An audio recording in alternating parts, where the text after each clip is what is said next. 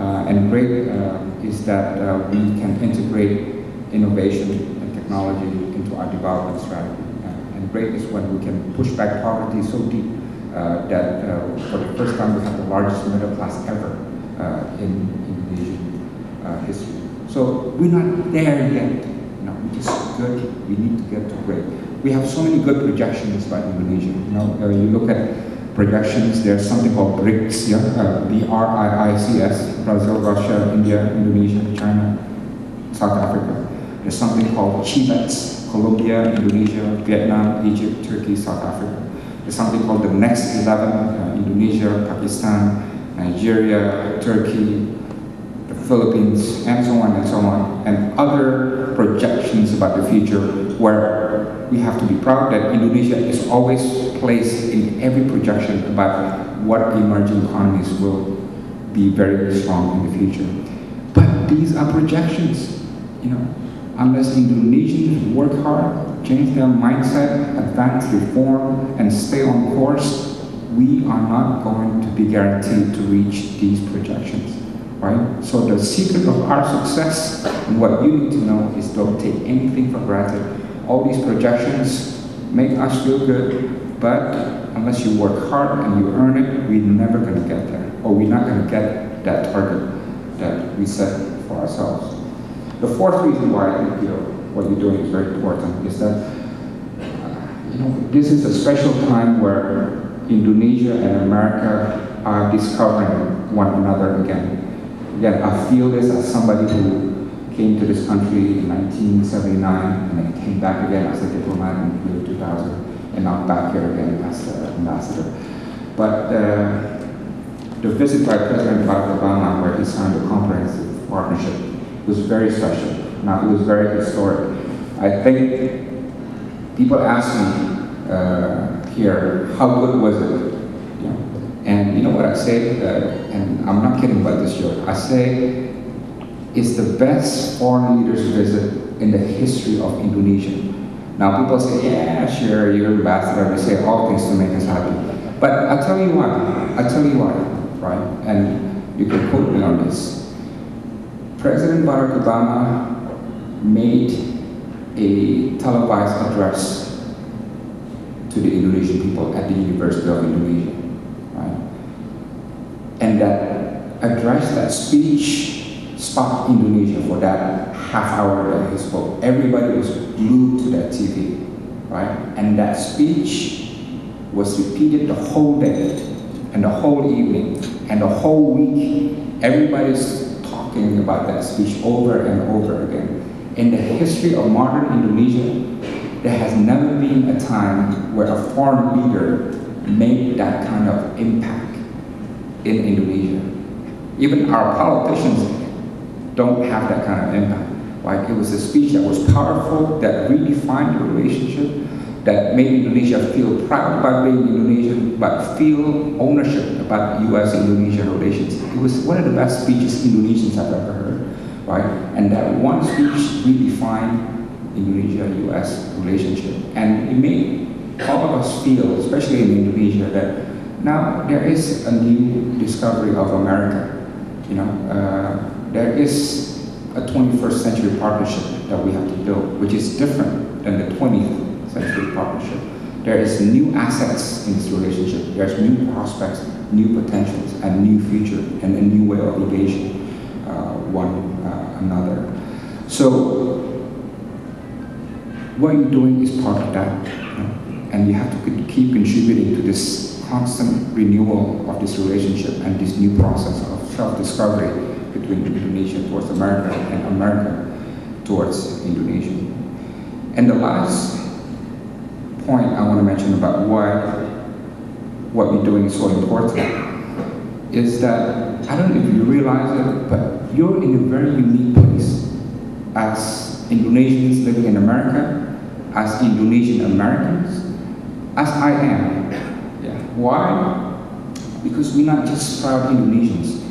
We're Indonesians who somehow found some connection to America. And beyond that, we're Indonesians who had the Indonesian dream, who somehow found it realized in the American dream, right? Not too many people have that. We are in a unique place, you know. And you are in the lineup of distinguished people, such as what my father did. My father was the first Indonesian who got his PhD from an American university, the University of Virginia, in 1959, right? And back then, for somebody who traveled from the most remote village in Indonesia to land in America, it's like us going to the moon now, right? Because back then there was no TV from his village, no electricity, no radio, no car, no nothing, you know. And he found his way, braved 2 oceans, and then landed in America and got his PhD. And the knowledge that he gained from the University of Virginia, he used to double Indonesia's sovereign territory by reforming the law of the sea. Right? So, Indonesian patriotic, American knowledge, and goes back to advancement of our country's national interests. There's a guy here that I met named Hadi Martono, also another case. I met him. He was a kid who loved electronics in San Francisco, and then he moved to America, and then he founded a company named Marvell. It was only 6 people. He invested something like $200,000. Now he has over 4,000 employees, and he makes $4 billion a year, right? And he's based in Silicon Valley. I had the good fortune to introduce him to President SBY in Davos recently, and he told our president, that he's working with Mr. Negroponte of MIT to produce $70 tablet computers in a one child, one laptop program. Right? Again, Indonesian mind, American exposure, and look at all the great things that he's done. Right? And the last example is a young soldier who had all the dreams in the world because he came from a poor family in East Java, and he rose to the ranks, served in Bosnia, and found his way to earn his master's degree from Webster University, and studied also at Fort Leavenworth. Right? When he came back after that exposure, he reformed Indonesia's military doctrine. He was the first one to argue that the military had to step back from power to allow democracy to take place before even President Suharto stepped down during the financial crisis. So he was much more ahead of his time. And now he's president of Indonesia, my president now. Right?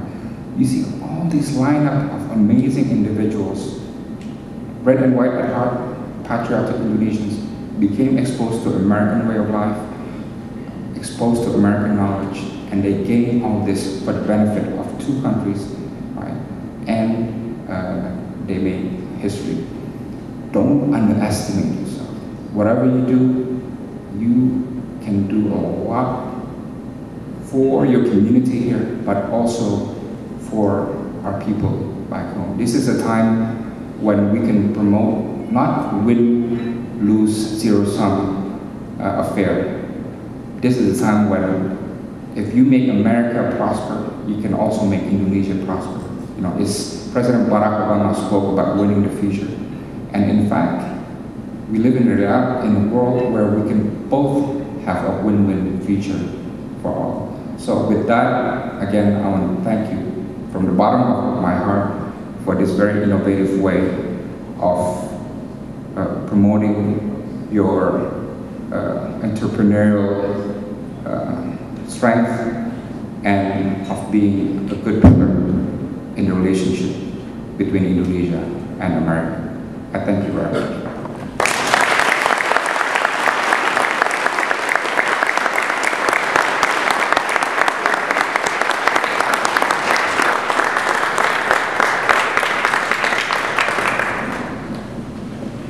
Thank you, His Excellency Dr. Dino Patti Djalal. Ambassador, that was very impressive and very inspirational. We will remember that for a long time to come for all of us here in IABC. At this time, we would like to invite you again, Mr. Ambassador, to officially open our organization by striking the gong for all of us. And I think we would like to have, actually, Mr. Matt Moraz to come up from here, Mr. Gary Tobin to come up here and witness. Is that right? Dr. Dino Patti Djalal for his outstanding dedication, commitment, visionary leadership, and support to the establishment of this organization, this business organization. Thank you very much.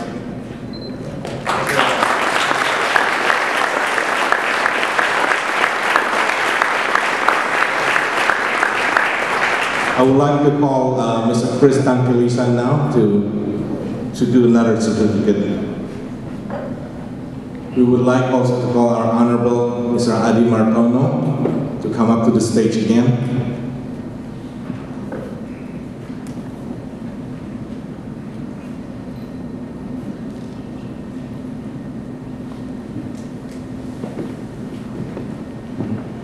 Thank you, Pa. It basically said that Indonesian American Business Council extends its most sincere appreciation to the Consul General of the Republic of Indonesia for Los Angeles, the Honorable Hadi Martono, for his outstanding dedication, commitment, leadership, and support to the establishment and growth of our business organization. Pak Chris will give this to you.